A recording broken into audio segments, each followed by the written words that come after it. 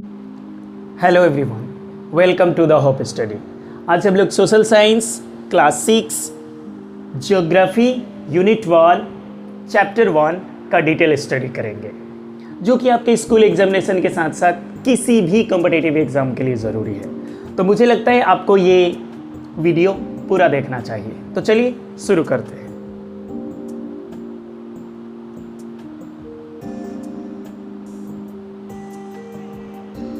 तो जैसा कि आप देख पा रहे हैं, ज्योग्राफी, द अर्थ और हैबिटेट,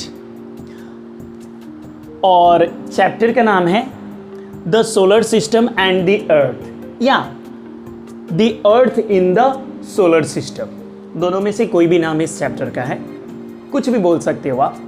तो पहले हम इस वर्ड को थोड़ा क्लियर कर लेते हैं। जियो मीन्स होता है अर्थ, और ग्राफी जिस वर्ड से आया है उसका मीनिंग होता है डिस्क्रिप्शन, यानी कि अर्थ के बारे में डिस्क्रिप्शन, यानी कि कुछ लिखा हुआ, वर्णन। यानी वो चीज़ हमें स्टडी करेंगे जो कि अर्थ के बारे में लिखा हुआ है, वर्णन किया गया है साइंटिस्ट के थ्रू। ठीक है। अर्थ मीन्स धरती, हम जानते ही हैं, और हैबिटेट हमारा। हैबिटेट मीन्स क्या होता है? वो जगह जहाँ पे हम लोग रहते हैं, जहाँ पे हम जिंदगी बिता रहे हैं, जी रहे हैं। ठीक है। आवास, ओके, हमारे रहने का स्थान तो अर्थ ही है, और कोई प्लैनेट तो है नहीं इस यूनिवर्स में, अभी तक नॉन यूनिवर्स में, जहाँ पे हम रह सकते हो। तो इसलिए अर्थ को हम लोग हैबिटेट बोलते हैं अपना। और उसके बाद हो गया, अगर चैप्टर का नाम देखेंगे हम लोग तो the earth in the solar system. तो सोलर एक वर्ड आया है इसमें। तो सोलर मीन्स क्या होता है? सोल मीन्स होता है सन, और solar means of the sun, यानी सन का, सूरज का। और सिस्टम मीन्स, तो कोई भी चीज़ को सिस्टम कब बोलेंगे? जब ये एक सही अरेंज्ड फॉर्म में कोई भी चीज़ एक दूसरे से कनेक्टेड रहता है तो उसको बोलते हैं हम लोग सिस्टम।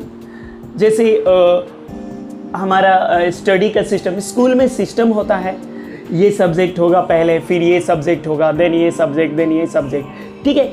तो कोई भी चीज़ अगर अरेंज्ड फॉर्म में है, सही तरीके से, और सब एक दूसरे से जुड़ा हुआ है, तो उसको बोलेंगे हम लोग सिस्टम।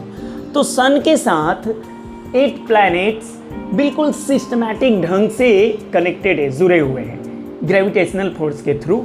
और वो सिस्टम कितने करोड़ों वर्ष से चल रहा है, इधर उधर ये लोग भटकते नहीं, ये नहीं है, ऐसा नहीं है कि अर्थ किसी और प्लेस पे चलेगी, जुपिटर किसी और प्लेस पे नहीं, जो जहाँ पे है वो वहाँ पे रिवॉल्व कर रहा है, रोटेट कर रहा है। तो एक बहुत ही अरेंज फॉर्म में, बहुत ही सिस्टमैटिक ढंग से सब कनेक्टेड है। इसलिए इसको बोला जाता है, क्योंकि सन के साथ ये सब कनेक्टेड हैं, तो इसलिए बोला जाता है सन का सिस्टम, यानी सोलर सिस्टम।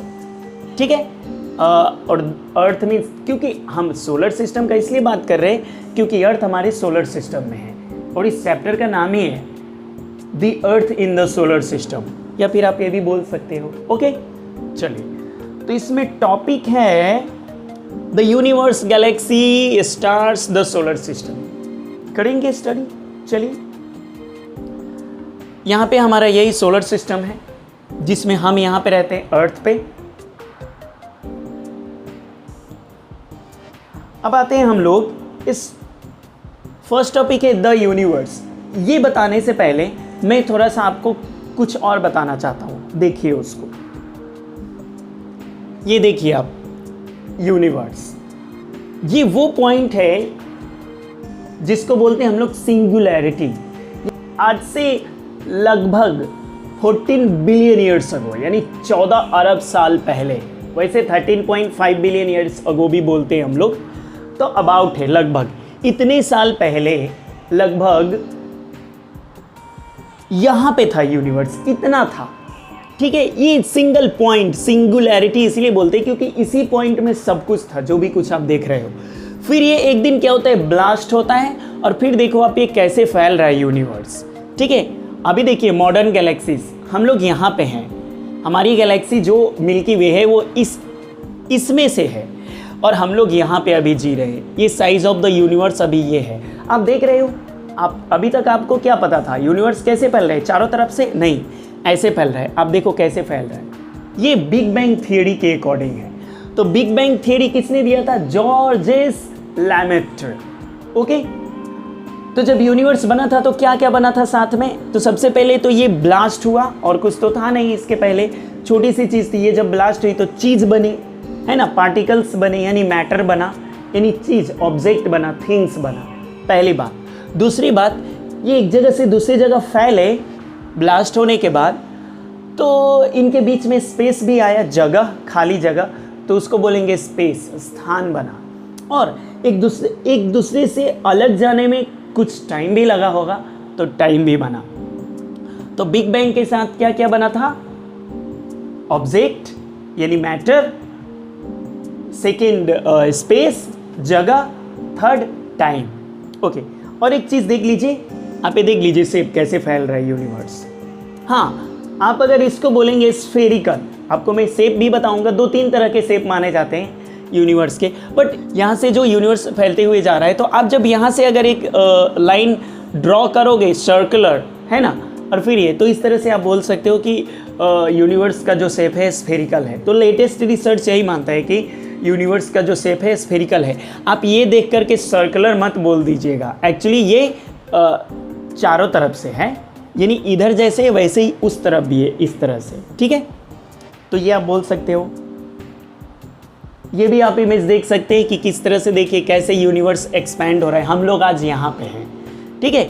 ये तो कैसे कैसे यूनिवर्स बना, आज यूनिवर्स का ये शेप है और हम लोग इसमें हैं, हमारी गैलेक्सी मिल्की वे गैलेक्सी इसमें है, हम लोग यहाँ पे हैं। तो ये इवोल्यूशन ऑफ द यूनिवर्स देखिए आप, कैसे कैसे यूनिवर्स चेंज होता गया है। अच्छा, एक इमेज आप ये भी देख लो, ये यूनिवर्स कैसे एक्सपैंड हुआ है, फिर कौन कौन सा आप देखो, डार्क एज, मतलब डिफरेंट टाइप्स ऑफ प्रोसेस से, डिफरेंट टाइप्स ऑफ स्टेज से गुजरा हुआ है, और आज हम लोग यहाँ तक पहुँचे हुए हैं यूनिवर्स में। ओके, और फिर इधर का भी आप देख सकते हो, ये एक अलग फॉर्मेशन है जो कि मैं अभी क्लियर कर देता हूँ। चलिए, ये देखो आप, ये अभी तक हमने ये जाना कि यूनिवर्स, बिग बैंग के थ्रू यूनिवर्स का बर्थ हुआ, ठीक है, जन्म हुआ। लेकिन आप थोड़ा सा अब इसको रिवर्स में थिंक कीजिए। बिग बैंग का थियरी किसने दिया था? जॉर्जेस लैमेट्रे, और एक और साइंटिस्ट थे। ये theory, the big crunch theory, John Carl Villanueva ने दिया था कि इसके अकॉर्डिंग देखिए क्या होगा। ये सिंगुलैरिटी है, बिग बैंग हुआ, ब्लास्ट हुआ, वो छोटा सा चीज ब्लास्ट हुआ, ये ब्लास्ट का फॉर्म है, आप देख पा रहे हो, और उसके बाद बना गैलेक्सीज, और ये मैक्सिमम एक्सपेंशन, यानी कि एक टाइम आएगा जिस वक्त यूनिवर्स का मैक्सिमम एक्सपेंशन हो चुका होगा, यानी कि अब उसके आगे यूनिवर्स नहीं फैल सकती। क्यों नहीं फैल सकती? क्योंकि उसके अंदर फ्यूल नहीं बचा अब। ओके, फ्यूल नहीं जब स्टार्स के अंदर बचता है तो डेड स्टार्स के फॉर्म में चेंज हो जाता है। उसका एक अलग एक कॉन्सेप्ट है कि स्टार फिर, तो देखिए जब ये बिल्कुल लास्ट हर चीज़ का एंड पॉइंट होता है ना, आप जानते हो, तो यूनिवर्स का भी एक लास्ट है, वहाँ तक फैलेगा। उसके बाद क्या होगा? उसका फ्यूल खत्म, स्टार्स, अरे स्टार्स से ही यूनिवर्स बने हैं, स्टार से गैलेक्सी, गैलेक्सी से यूनिवर्स, तो ये लास्ट एक्सपेंशन हो गया। उसके बाद अब फ्यूल खत्म हुआ तो अब ये धीरे धीरे कॉन्ट्रैक्शन, यानी कि अब इसके अंदर का जो ग्रेविटेशनल फोर्स है, जिससे अभी तक हीट के कारण, फ्यूल के कारण, एनर्जी के कारण फैलता जा रहा था, अब ओवरकम कर जाएगा ग्रेविटी, यानी कि ग्रेविटी अब भारी पड़ेगी, मतलब सिकुड़ेगा अब ये।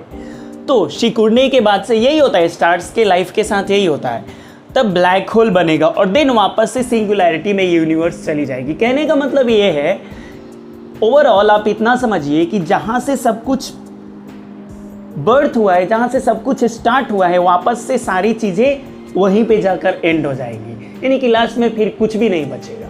ओके, तो ये हाँ, तो ये देखिए लाइफ साइकिल ऑफ स्टार बता रहा था ना, तो ऐसे ही स्टार्स किससे बनते हैं? तो नेब्यूला से बनते हैं। नेब्यूला क्या होता है? ये क्लाउड ऑफ हॉट गैसेज होते हैं, उनके मिलने से दो तरह के स्टार बनते हैं। एक एवरेज स्टार्स का लाइफ कैसे जाकर एंड होता है, और मैसिव स्टार्स का लाइफ कैसे जाकर एंड होता है।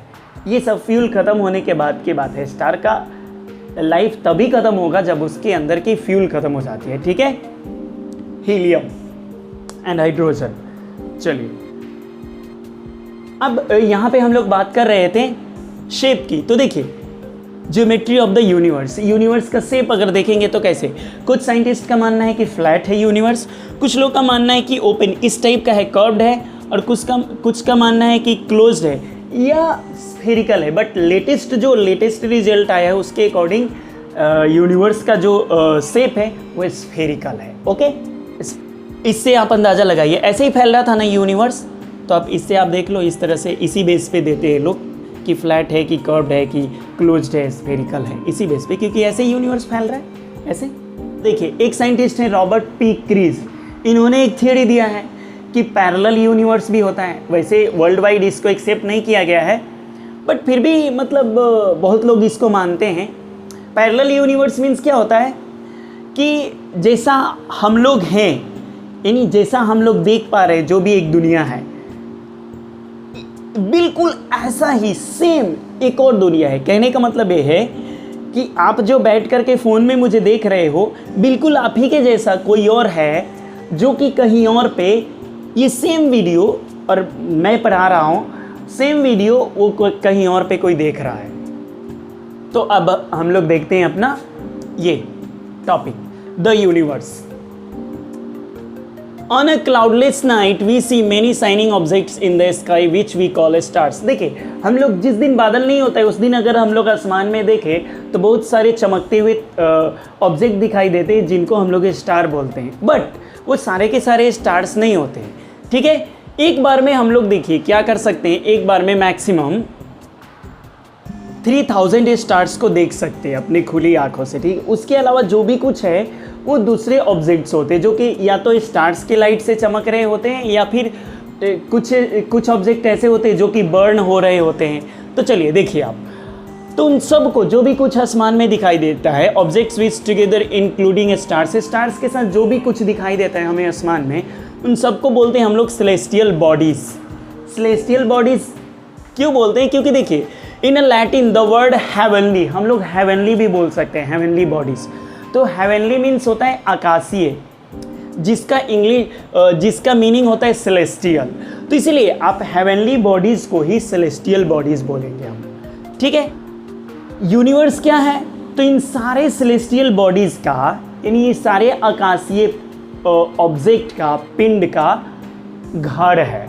ठीक है, तो उसको डिफाइन कैसे कर सकते हैं, तो the big home of all celestial bodies is called the universe. Okay, all the matters that the ball was made of were scattered in various directions and formed the stars, planets, asteroids and galaxies। देखिए यहाँ पे वही बताया गया इस line में कि जब वो बिग बैंग हुआ था तो सारे मतलब छोटे छोटे पार्टिकल से लेकर के बहुत बड़े बड़े ऑब्जेक्ट सब फैले थे चारों तरफ, उसी से क्या बने थे, स्टार्स बने थे, प्लैनेट्स बने थे, एस्टेरॉइड्स एंड गैलेक्सीज बने थे। ठीक है, चलिए यहाँ पे एक चीज़ दिखाया गया है, ब्लैक होल। देखिए ये क्या होता है, जब वही बात है मैंने अभी आपको बता दिया था कि स्टार का जब लाइफ एंड होता है तो ग्रेविटी ओवरकम कर जाती है, फिर उसको अपने अंदर कॉन्ट्रैक्शन होता है उस स्टार्स का, फिर कॉन्ट्रैक्शन के कारण ब्लैक होल बनता है। ये ब्लैक होल एक्चुअली होल नहीं है, ये होल नहीं है, ये वो प्लेस है जहाँ से लाइट टकरा कर वापस नहीं आ सकती, लाइट भी उसमें चली जाती है, लाइट वहाँ से वापस नहीं आ पाती। इसलिए जब लाइट वापस ही नहीं आती है तो ये चीज़ दिखता ही नहीं है, तो इसलिए वो डार्क दिखता है। ठीक है, तो जब डार्क दिखता है इसीलिए हम लोग इसे ब्लैक और होल जैसा दिखता है, क्योंकि कुछ उधर से पता ही नहीं चलता है कि क्या है, तो इसलिए होल बोलते हैं इसको, ब्लैक होल। हाँ, तो ये इमेज वो है जो कि रात को आपको आसमान में देखना है। आप देखो कितनी सारी चीज़ें देख रही हैं यहाँ पे। अगर आपको देखना है, देखिए ओवरऑल अगर आप ये ध्यान से देख रहे हो तो आप समझ जाओगे पूरे लेसन में हम क्या बात करने वाले हैं। ओवरऑल हम लोग यही पढ़ने वाले हैं, आप बस थोड़ा सा ध्यान दीजिए, यही पढ़ने वाले हैं। गैलेक्सीज क्या होते हैं, तो देखिए stars found in groups are called galaxies. Star का जब ग्रुप होता है तो उसको गैलेक्सी बोलते हैं हम लोग। ठीक है, ओके, ये किससे बनते हैं, नेबुला से, नेबुला क्लाउड, ये पहले ही डिस्कस कर चुके हैं हम लोग। सोलर सिस्टम किस गैलेक्सी का पार्ट है, तो मिल्की वे। हम जिस गैलेक्सी में हैं, यानी हमारा जो सोलर सिस्टम जिस गैलेक्सी में है उस गैलेक्सी का नाम है मिल्की वे। ओके, तो हमारा होम गैलेक्सी भी बोलते हैं हम उसको, क्योंकि हमारा वही ना, उसी में ना हमारा सोलर सिस्टम है और हम उसी में रहते हैं, तो होम इसीलिए बोलेंगे उसको। और हमारे गैलेक्सी के जो सबसे पास वाला गैलेक्सी है उसका नाम है एंड्रोमेडा। ओके, आप यहाँ पर देखिए, लाइट जो है 1 सेकेंड में 3 लाख किलोमीटर ट्रैवल करती है। तो अ लाइट ईयर, ये एक जैसे किलोमीटर होता है, मीटर होता है ना, डिस्टेंस या लेंथ को नापने के लिए, वैसे ही, क्योंकि ये सब वहाँ काम नहीं आएगा, क्योंकि बहुत बहुत दूर दूर है ये सारे ऑब्जेक्ट, स्टार्स, गैलेक्सीज, तो उनके लिए एक अलग यूनिट बनाया गया, लाइट ईयर। तो ये लाइट ईयर क्या होता है? लाइट मीन्स होता है प्रकाश और ईयर मीन्स होता है वर्ष, ठीक है, साल। तो एक साल में लाइट जितना डिस्टेंस तय करती है उसी उतने डिस्टेंस को बोलते हैं हम लोग लाइट ईयर। तो आप सोचिए, 1 सेकेंड में 3 लाख किलोमीटर डिस्टेंस तय करती है, तो ये 365 डेज में कितना तय करेगी, उतने को बोलेंगे 1 लाइट ईयर बोलेंगे, ठीक है।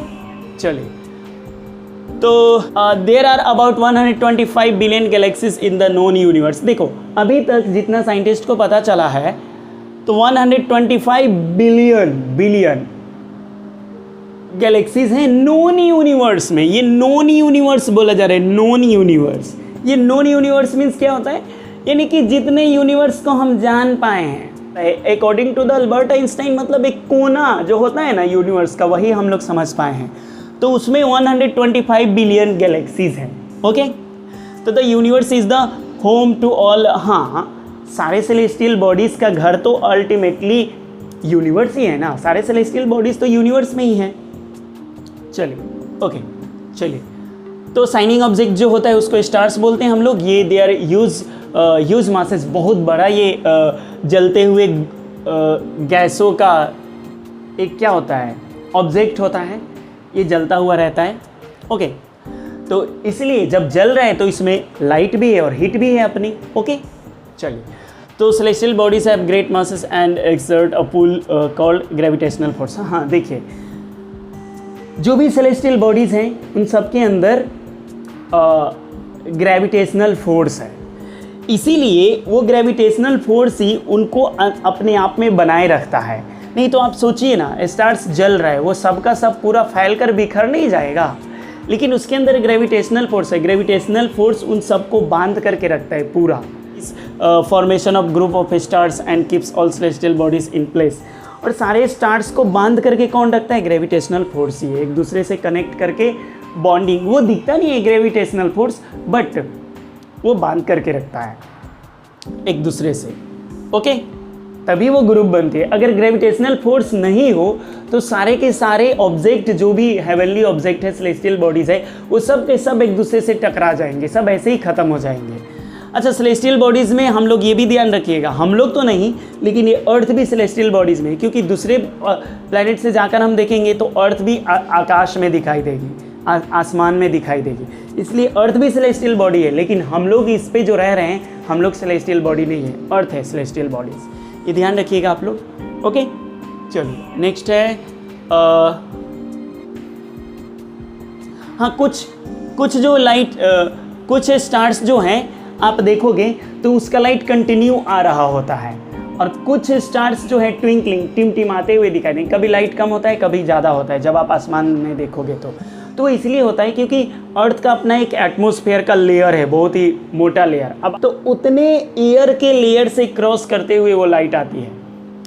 कहीं बहुत ज़्यादा डेंस है और कहीं पर बहुत कम एयर है, तो जिधर से कम एयर के थ्रू जो लाइट आती है स्टार्स की, तो टिमटिमाती हुई नहीं दिखाई देती है, वो कंटिन्यू दिखाई देती है लाइट। और जिधर बहुत घना हवा है, बहुत ही डेंस एयर है, या लेयर्स ऑफ द एयर है, तो वहाँ से जब वो लेयर मूव करता है तो उसके कारण लाइट हमें टिमटिमाती हुई दिखाई देती है। ओके, चलिए, तो जो लाइट, उसके बाद movement the layers of the atmosphere. Okay,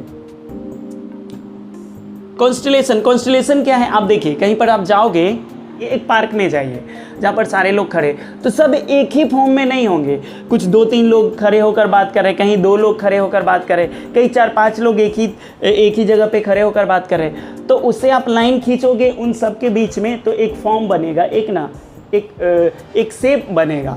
वैसे ये जो स्टार्स हैं आसमान में, ठीक है, तो स्पेस में, तो आप उन स्टार्स के बीच में लाइन खींचोगे ना इधर उधर से पूरा, तो ये शेप बनता है लाइक एनिमल। तो उसमें से देखिए आप, तो ये जो शेप बना है, ये शेप, इसको बोलते हैं हम लोग बिग डीपर या द ग्रेट बियर या द बिग बियर या द प्लो, कुछ भी बोलिए, आपको जो बोलना है वो बोल सकते हैं। तो group of stars that form a certain imaginary shape is called a constellation. तो इसको हम लोग कॉन्स्टेलेशन बोलते हैं, ठीक है। चलिए, तो early Greeks as well as Indian astronomers imagine that some groups of stars. देखिए, जो ग्रीक एस्ट्रोनॉमर्स थे या इंडियन एस्ट्रोनॉमर्स थे, वो लोग पहले से ही बहुत सारे ये कॉन्स्टेलेशंस के बारे में जानते थे, और वो इस बेस पे ना बहुत यहाँ तक कि इनको गॉड भी मानते हैं वो लोग, उसका नाम भी अपना अपना सबका एज ए गॉड माना जाता है, ठीक। तो इमेजिनरी होता है, ऐसा कुछ होता नहीं है, बट हम अगर लाइनिंग ऐसा इमेजिन करके खींचते हैं तो ऐसा बन जाता है। ये जो पॉइंट है, देखो आप एक पॉइंट बिल्कुल बॉटम स्टार्स को ऐसे मिलाओगे तो यहाँ जो एक पॉइंट बन रहा है that is the pole star, okay. अभी देखिए, पहले से जो ग्रीक्स एंड इंडियन एस्ट्रोनॉमर्स थे वो 48 कॉन्स्टेलेशन को जानते थे। यहाँ पे देखो आप, ये स्पेक्ट्रोस्कोप है, ये किस लिए, सेलेस्टियल बॉडीज़ को फाइंड करने के लिए यूज किया जाता है, ये स्पेक्ट्रोस्कोप। और IAU ने 88 पहचाना है कॉन्स्टेलेशंस को अभी तक, जिसमें से 48 को पहले से ही जानते थे Indian astronomers and Greek astronomers. अब आते हैं हम लोग सोलर सिस्टम पे। तो सोलर मीन्स होता है क्या, ऑफ द सन, ये हम लोगों ने पहले ही डिस्कस कर लिया है, derived from the Latin word sol, है ना। तो सोल से बना है सन, और फिर इस तरह से फैमिली, ये फैमिली ऑफ द सन है solar system, family of the sun, यानी कि सन प्लस प्लैनेट्स, और प्लैनेट्स के साथ में मून्स भी हैं, ओके। ये कब बने थे, system was formed about 5 billion years ago, ये 5 अरब साल पहले बने थे। न्यू हमारे सोलर सिस्टम का जो स्टार है वो सन है, तो इसलिए हमारे सन के साथ साथ में सब कुछ बने थे ऑलमोस्ट 5 बिलियन ईयर्स अगो के आसपास में, ओके। चलिए, तो the sun, 8 planets, asteroid, moon, meteoroids and comets together form our solar system। ये सब कुछ मिल करके सोलर सिस्टम को बनाते हैं, ओके। सन, planets, asteroids, moons, meteoroids, comets, ये सब मिल करके बनाते हैं सोलर सिस्टम को, ओके। देखिए, सारे के सारे प्लैनेट्स जो हैं, सब प्लैनेट्स और सन के अराउंड, सन के चारों ओर मूव करते रहते हैं। तो जिस लाइन पे वो मूव करते हैं, इधर उधर नहीं जाते, उसी पे हमेशा मूव करते रहते हैं, तो उस रास्ते को हम लोग बोलते हैं ऑर्बिट, ओके। चलिए, the solar system is a part of milky way Galaxy. Solar system milky way Galaxy का एक पार्ट है। तो हम लोगों ने देखा था सन के चारों ओर मूव करते हैं प्लैनेट्स, हमारा सोलर सिस्टम भी मूव करता है, अराउंड घूमता है चारों ओर, किसके, मिल्की वे गैलेक्सी के, और उसको बोलते हैं हम लोग कॉस्मिक ईयर, ठीक है। और कुछ प्लैनेट्स के चारों ओर जो मूव करते हैं ऑब्जेक्ट, उनको सैटेलाइट्स बोलते हैं। अर्थ के पास अपना एक सैटेलाइट है जिसको बोला जाता है मून, ठीक है। अर्थ के सैटेलाइट को मून, नेचुरल कोई भी सैटेलाइट है तो उसको हम लोग मून बोल सकते हैं, लेकिन जब आर्टिफिशियल होता है तो उसको सैटेलाइट ही बोलते हैं हम लोग, okay. The other members of the solar system are, हाँ, अदर मेंबर्स तो हम लोगों ने पढ़ ही लिया है, और कौन कौन से सोलर सिस्टम के पार्ट्स, ओके। 2006 में इंटरनेशनल एस्ट्रोनॉमिकल यूनियन ने फिर से डिफाइन किया सोलर सिस्टम को, कि नहीं, हमें फिर से इसको अरेंज करने की ज़रूरत है। तो देखिए, उन ऑब्जेक्ट्स को जो कि सन के अराउंड मूव करते हैं, बिल्कुल अपने रास्ते को क्लियर रखते हैं, उनका अपना ग्रेविटेशनल फोर्स है, वो अपने आप के अंदर इतना स्ट्रॉन्ग है कि खुद को सॉलिड बना करके रखते हैं, किसी और के ऑर्बिट में नहीं जाते हैं, है ना। तो उनको बोला गया प्लैनेट्स। लेकिन वो ऑब्जेक्ट जो ये सब करते हैं लेकिन किसी और के ऑर्बिट को क्रॉस कर जाते हैं, यानी किसी और का ऑर्बिट डिस्टर्ब करते हैं, उनको बोलते हैं प्लूटॉइड्स। जैसे कि प्लूटो किसके ऑर्बिट को डिस्टर्ब करता है, नेपच्यून के ऑर्बिट को, यानी कि नेपच्यून के रास्ते में ये चला जाता है, इसलिए इसको प्लूटॉइड्स के ग्रुप में डाल दिया गया। ड्वार्फ प्लैनेट भी बोलते हैं हम लोग इसको। और प्लूटॉइड्स वाले ग्रुप में प्लूटो के अलावा और कौन कौन है, एरिस एंड माके, ओके। और देखिए, और इसके अलावा और जो छोटे छोटे चीज़ जो asteroid, comets and other natural satellites जो भी है, उन सबको थर्ड ग्रुप में डाल दिया गया, स्मॉल सोलर सिस्टम बॉडीज।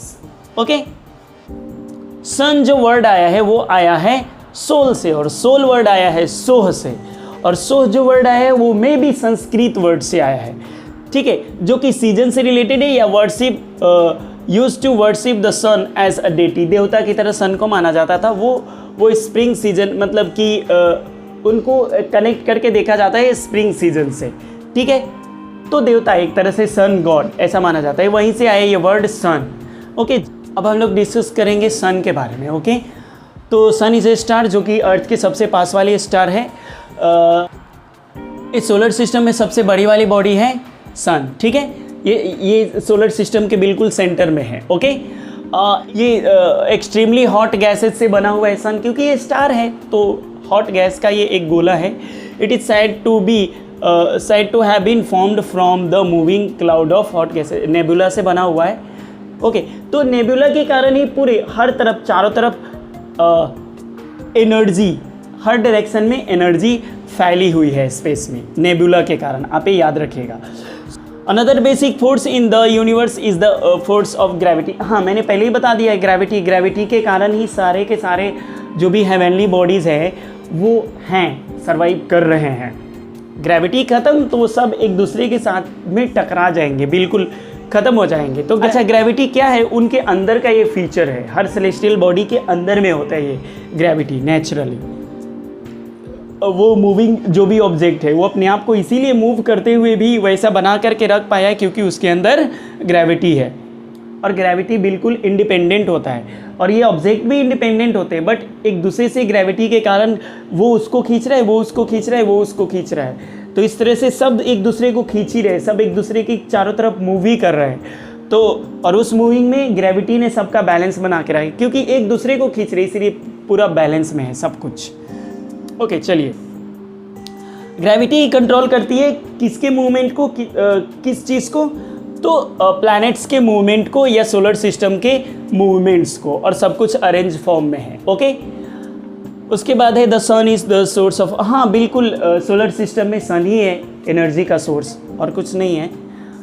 सन से ही सारे प्लैनेट्स को, और हम लोग लाइफ जी रहे हैं अर्थ पे, तो लाइफ के लिए जो एनर्जी मिलती है वो सन से ही मिलती है। ओके, लेकिन बहुत ही कम पार्ट हम लोग रिसीव कर पाते हैं सन का लाइट, उतना ही काफ़ी है। The source of all energy and life on earth. चलिए, अच्छा इसको देख लीजिए आप लोग थोड़ा सा।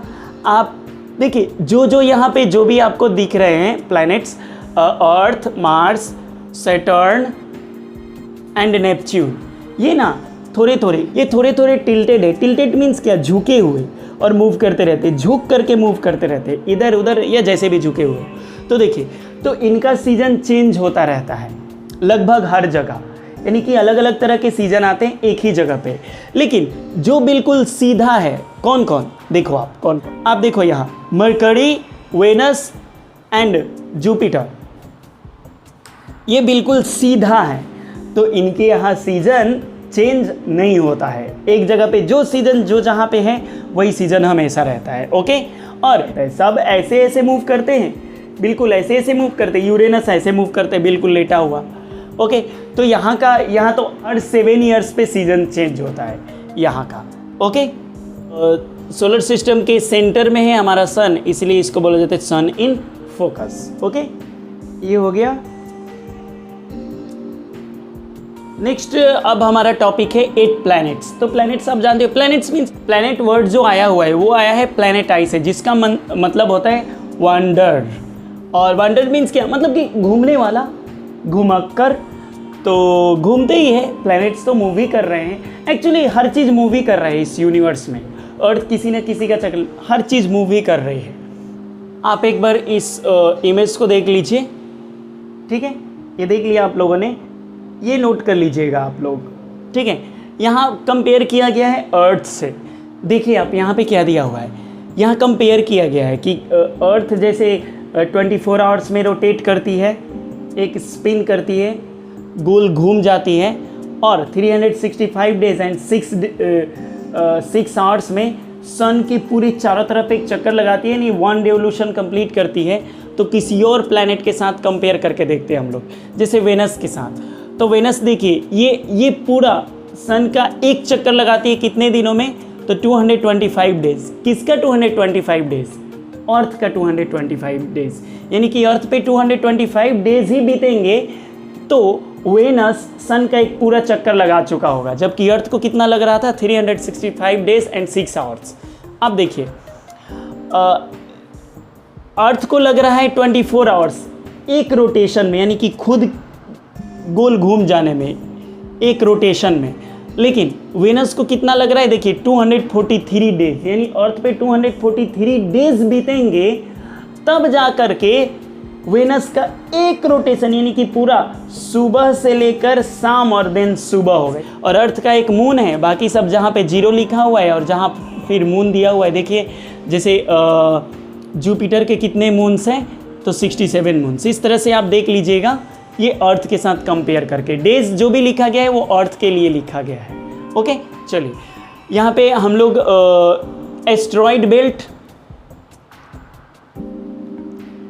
ये जो आप बेल्ट देख रहे हो ये वाला ये है एस्ट्रॉइड बेल्ट। मैंने अभी बताया था पहले ही कि 4 प्लैनेट इधर है, 4 उधर है, और इनके बीच में जो एक बेल्ट है, बहुत सारे उसमें रॉक है, स्टोन है, वो मूव करते रहते हैं। तो क्योंकि ये पूरा का पूरा एक पट्टी है, एक दो नहीं है, इसमें बहुत सारे एस्ट्रॉइड्स हैं, तो इसीलिए पूरे ये देखिए आप कैसा दिख रहा है, इसलिए इसको बोला जाता है बेल्ट। और एस्ट्रॉइड का बेल्ट है, ये पूरा झुंड है, ग्रुप है, तो इसीलिए इसको एस्ट्रॉइड बेल्ट बोलते हैं। ये एस्ट्रॉइड बेल्ट के इधर वाले इनर प्लैनेट बोले जाते हैं। देखो आप मरकरी, वेनस, अर्थ, मार्स इनर प्लैनेट, और आउटर प्लैनेट्स या गैसियस प्लैनेट्स वो है। इनको रॉकी प्लैनेट्स भी बोलते हैं हम लोग, या टेरेस्ट्रियल प्लैनेट्स। और इनको गैसियस प्लैनेट्स बोलते हैं हम लोग जुपिटर, सैटर्न, यूरेनस, नेपच्यून को। कलर दिया गया है यहाँ पे सारे प्लैनेट्स का, sun white, Mercury grey, Mars red, Venus brown, Earth blue, Neptune blue, Uranus blue green, Saturn golden, Jupiter brown. अच्छा, तो ऐसे क्यों दिया गया है? तो ये उस ऑर्डर में है, देखो आप कैसे असेंडिंग ऑर्डर में, यानी कि। और अर्थ से डिस्टेंस पे कैसे है प्लैनेट्स?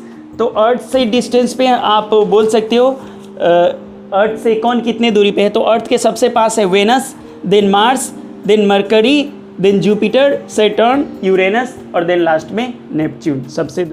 अब यहाँ पे अर्थ की बात करते हैं, तो ये गोल्डी लॉक प्लैनेट है अर्थ। क्यों? क्योंकि ये ऐसे जगह पे है सोलर सिस्टम में जहाँ पे सब कुछ लाइफ पॉसिबल है। अगर ये अर्थ और भी नज़दीक होती सन के, तो यहाँ का पूरा वाटर वेपर बन करके पूरा निकल जाता है, लाइफ पॉसिबल नहीं होती। और अगर दूर होती अर्थ तो ये पूरा का पूरा सॉलिड फॉर्म में होता, वाटर यानी बर्फ होता, तो भी लाइफ नहीं होती। इसीलिए गोल्डी लॉक प्लैनेट बोलते हैं इसको, यानी ये वो उस पॉइंट पे है जहाँ पे लाइफ पॉसिबल है। तो देखिए सम कॉमन कैरेक्टरिस्टिक्स, सभी प्लैनेट्स के बारे में कुछ कुछ लिखा हुआ है कॉमन। जैसे शेप, लगभग सबका शेप कैसा है? स्फेरिकल है। डिस्टेंस, सब जो है have many common features. All the planets are much closer to the earth. अरे मोशन, सब सारे के सारे प्लैनेट्स रेवोल्यूशन एंड रोटेशन करते हैं। Okay, in 2011 Neptune completed it first जब से नेपच्यून मिला है 1846 में, तब से 2011 में इसने फर्स्ट अपना एक रेवोल्यूशन कंप्लीट किया है। ओके, बाकी आप यहाँ पे सब कुछ आप जानते हो। एलिप्टिकल ऑर्बिट, हाँ सबका ऑर्बिट जो है एलिप्टिकल है, यानी कि बिल्कुल सीधा नहीं है या गोल नहीं है, अंडा के जैसा है। ओके, यानी कि इस तरह से वलयाकार है। ओके, चलिए सैटेलाइट्स, हाँ मरकरी एंड वेनस को छोड़ करके बाकी सबके पास सैटेलाइट्स हैं, यानी कि मून है, उनके चारों ओर घूमने वाला कोई ऑब्जेक्ट। अर्थ के पास मून है। ओके, मैं उन सारी चीज़ों को बता दे रहा हूँ जो कि मुझे ही समझाना है, बाकी आप पढ़ सकते हो खुद से और समझ भी सकते हो। तो sun call the terrestrial planets, the 4 inner planets. हाँ, जो इनर प्लैनेट्स हैं वो टेरेस्ट्रियल है, रॉकी हैं, और जो उधर वाले हैं वो गैसियस हैं। एस्ट्रॉइड बेल्ट बीच में हम देख ही चुके हैं। अर्थ ट्विन, अर्थ का जो जुड़वा है वो किस प्लैनेट को बोला जाता है? वेनस को बोला जाता है। जो गैसियस प्लैनेट है यानी कि एस्ट्रॉइड बेल्ट के बाद वाले जुपिटर, सैटर्न, यूरेनस, नेपच्यून, उनको जोवियन भी बोला जाता है, यानी जुपिटर के जैसा उनका क्या है फीचर्स हैं। ओके, और सारे जोवियंस यानी कि सारे ये जो आउटर प्लैनेट्स है सबके पास रिंग्स है, रिंग्स यानी डस्ट का छल्ला, डस्ट या किसी भी छोटे छोटे ऑब्जेक्ट का छल्ला उनके चारों तरफ मूव करता रहता है। ओके, चलिए अर्थ का क्या है, अर्थ के बारे में एक दो चीज़ और जान लीजिए आप। अर्थ का शेप जियोइड है और इसका जो पोल के पास है अर्थ जो है थोड़ी सी दबी हुई है और बीच से फैली हुई है। आप फुटबॉल को दबाइएगा ऊपर से तो बीच में फैलेगा ना, वैसे ही। ओके, अर्थ यूनिक प्लैनेट क्यों है? क्योंकि यहाँ पे लाइफ है। क्यों? देखिए एटमॉस्फेयर, यहाँ का एटमॉस्फेयर ऐसा है जहाँ ऑक्सीजन है, नाइट्रोजन है, सब कुछ जो भी लाइफ के लिए चाहिए वो सारा चीज़ है। ठीक है, ओजोन लेयर है जो सन के लाइट से हमें प्रोटेक्ट करती है। वाटर है यहाँ पे तीनों फॉर्म में, ठीक है, सॉलिड, लिक्विड, गैस, जो कि लाइफ के लिए चाहिए। और ये दूर से दिखता है ब्लू, क्यों? वाटर के कारण, इसलिए इसको हम लोग ब्लू प्लैनेट भी बोलते हैं। ओके, टेम्परेचर, जो अर्थ का टेम्परेचर होता है वो उतना ही होता है ताकि यहाँ पे लाइफ सर्वाइव कर सके। ना तो वेनस की तरह हॉट होता है, ना उधर जुपिटर सैटर्न की तरह कोल्ड होता है। ओके, यहाँ का टेम्परेचर उतना ही ताकि लाइफ सर्वाइव कर सके। सैटेलाइट्स, हाँ बिल्कुल इसके सैटेलाइट्स हैं। ये जो रिंग होते हैं, आप ये देखो रिंग, सैटर्न का रिंग, इसको jewel of the solar system बोला जाता है। मतलब कि एक तरह से इसकी सजावट का चीज़ देखो आप, कितना सुंदर लगता है सैटर्न ये जब रिंग्स मूव करते हैं तो।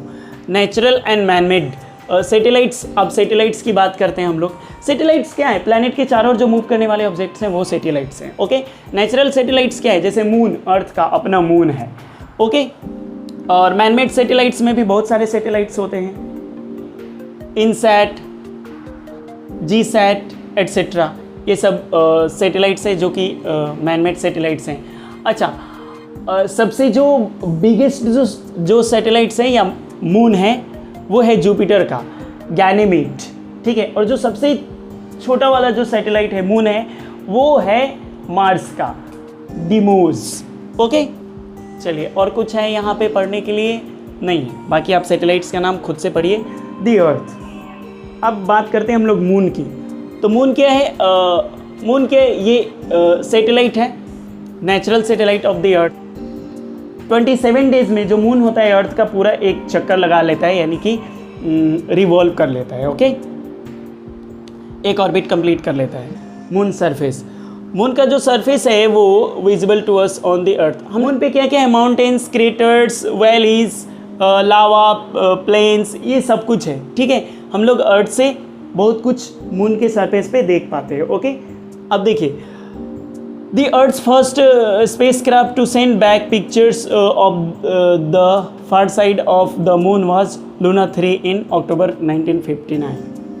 फर्स्ट स्पेसक्राफ्ट जो अर्थ का गया था और जिसने मून का पिक्चर भेजा था वो 1959 में भेजा गया था, जिस स्पेसक्राफ्ट का नाम था लूना 3। ओके, और उसके बाद चंद्रयान 1 इन अक्टूबर 2008, ये आप जान।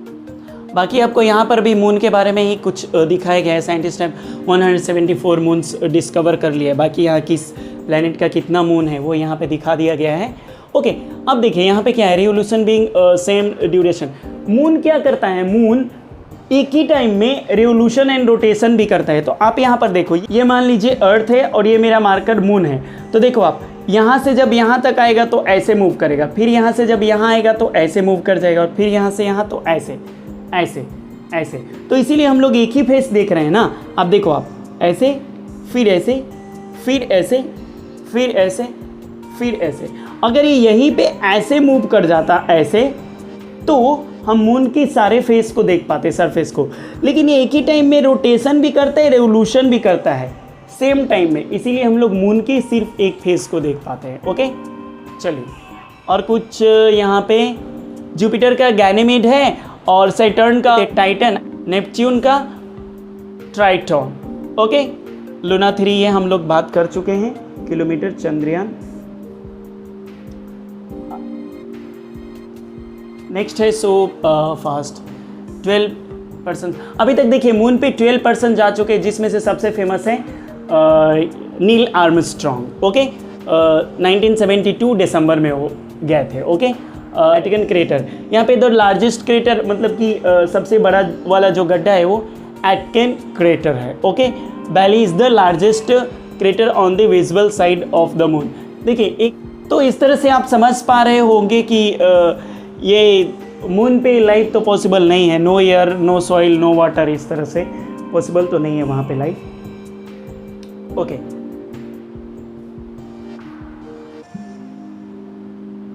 द सन इल्यूमिनेट्स, देखो आप, side of the moon at a time and it reflects this light, that is why it appears to shine in the sky. ठीक है, मून के पास कोई एटमॉस्फेयर नहीं है, आपको बता दिया। वहाँ पे एटमॉस्फेयर नहीं है, इसीलिए नील आर्मस्ट्रॉन्ग का जो अभी तक जो फुटप्रिंट है, यानी वो जो चले थे वो अभी तक है वहाँ पे, क्योंकि हवा रहती, एटमॉस्फेयर रहता है, तब ना उसको धूल मिट्टी उड़ करके उसको ढक देते।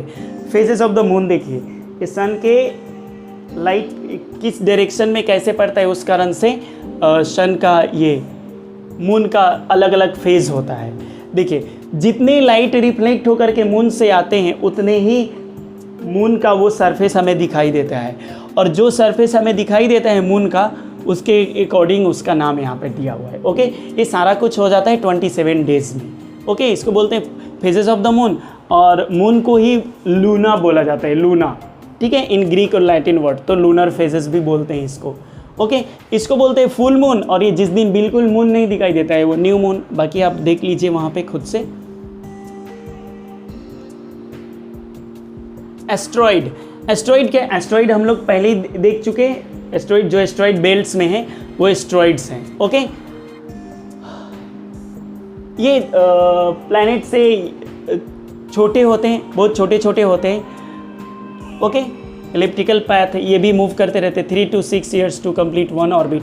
ये 3 से 6 साल में ये एक जो होता है एक पूरा ऑर्बिट कंप्लीट कर लेते हैं। ठीक है, कभी कभी क्या होता है कि एस्ट्रॉइड्स को ही कोई प्लैनेट्स अपने तरफ अट्रैक्ट कर लिया, और उसके बाद वो फिर उसी प्लैनेट का चक्कर लगाने लगते हैं, तो वो फिर सैटेलाइट कहलाने लगते हैं। ठीक है, तो इस तरह से क्या हुआ मार्स के साथ, मार्स ने कभी किसी 2 एस्ट्रॉइड को अपने तरफ खींच लिया। इस तरह से डिमोस एंड फोबोस 2 इसके सैटेलाइट्स हो गए, या 2 मून हो गए जो कि एस्ट्रॉइड थे। ओके, चलिए,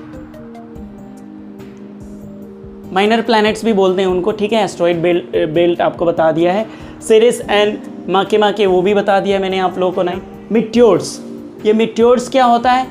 तो देखिए, missiles from space, they are best described as missiles from space और शूटिंग स्टार। ये जलते हुए स्टार बिना जले हुए अर्थ पे पहुंच गया तो मिट्योरॉइड बोलेंगे। ठीक है, 60 टन का अफ्रीका में, नामीबिया अफ्रीका में जो मिट्योरॉइड गिरा था उसका नाम होबा मिट्योरॉइड। अब यहाँ पे सेम चीज़ दिया हुआ है जो मैंने अभी बताया है। मिट्योरॉइड्स जो प्लैनेट एंड सन के स्पेस वाले एरिया में पाए जाते हैं जो भी ऑब्जेक्ट, उनको बोला जाता है मिट्योरॉइड। अगर वो अर्थ के एटमॉस्फेयर में एंट्री कर गए तो मिट्योर, और अगर वो गिर गए मतलब कि अर्थ पे बिना पूरा जले हुए, बिना पूरा बर्न हुए अर्थ पे पहुंच गए तो उनको बोलेंगे मिट्योरॉइड। ठीक है, पे पढ़ सकते हैं जो भी है डिफरेंसेस इनके बीच में, बट मेन डिफरेंस आप समझ चुके हो। कॉमेट्स मैंने पहले ही बता दिया, ये आइसी बॉल होते हैं जिनका वाटर वेपर और डस्ट भी होता है साथ में। ये सन विंड के कारण, ये सन के पास पहुंचने के कारण, हीट के कारण इनका जो आइस वाला फॉर्म होता है वो लिक्विड एंड वाटर वेपर में चेंज होकर के बिल्कुल पीछे की तरफ छूट जाते हैं और ये आगे बढ़ जाते हैं। तो इसके कारण ये सब देखो आप, ये डस्ट है या वाटर वेपर है या हल्का, ये पूरा इधर मूव कर रहे हैं और इस पर सनलाइट जो पड़ रहा है तो इसके कारण रिफ्लेक्ट हो रहा है, तो इससे दिख रहा है इसका टेल। ओके, तो Halley comets name after sir Edmund Halley के ये साइंटिस्ट के नाम पे इसका नाम दिया गया। क्यों? क्योंकि देखिए 17th सेंचुरी में इट वाज लास्ट, इसको देखा गया था 1986 में, और अब ये कब दिखेगा? 2061 में। ओके, और ये देखिए द टेल में be as long as 250 million kilometres, इतना लंबा इसका टेल हो सकता है। ओके, कॉमेट जो वर्ड ही आया है देखो लैटिन वर्ड से आया है कॉमेटा, जिसका मीनिंग होता है लॉन्ग हेयर्ड, यानी ये भी एक इमेज ही है समझाने के लिए। ठीक है, लॉन्ग हेयर्ड स्टार्स वही है कॉमेट्स। ठीक है, round the sun in elliptical orbits. ये भी सन के चारों ओर एलिप्टिकल, जैसे प्लैनेट्स मूव करते हैं वैसे ये इसका अपना एक अलग रास्ता होता है, अपना एक अलग, वो सन के कभी पास में पहुंच जाता है, उसी के कारण तो ये पिघल कर ऐसे दिखते हैं। ओके, तो ये है कॉमेट्स। चलिए हाँ, अब देखिए अपीयर्स रफली एवरी 76 ईयर्स। वो जो अभी हम लोगों ने कॉमेट देखा वो 76 ईयर्स पे लगभग दिखता है। तो 700 कॉमेट्स अभी तक लगभग साइंटिस्ट ने ढूंढ लिया है। यहाँ पर देखिए इंडियन एस्ट्रोनॉमी की बात करेंगे अगर, तो वही जो स्टार्स का स्टडी करते हैं, तो एस्ट्रोनॉमी में आर्यभट्ट आप जानते हैं, वो मैथमेटिशियन थे। उन्होंने कैलकुलेशन के थ्रू बहुत कुछ पता किया था यूनिवर्स के बारे में। आप यहाँ पर और जो भी चीज़ें पढ़ लीजिएगा। आपको मैं इतना बता दे रहा हूँ कि the Indian space programme has taken a giant leap forward in the last 50 years. ये 50 ईयर्स के अंडर में, क्योंकि उसके पहले देखिए जो भी एस्ट्रोनॉमी में जो भी कुछ थे तो उसको भगवान देवता ये सब कुछ माना जाता था और ये मान करके ही फॉलो करते थे सारे लोग। अब जो है ये साइंस के थ्रू देखा जाता है और बहुत ज़्यादा ये 50 ईयर्स में बहुत आगे निकल चुका है इंडियन एस्ट्रोनॉमी, और बहुत सारे लोगों का इसमें योगदान है। ठीक है, बाकी आप इसमें यहाँ पर पढ़ सकते हो। ये इंडियन नेशनल सैटेलाइट सिस्टम, ये सब लॉन्च किया जा रहा है सैटेलाइट्स।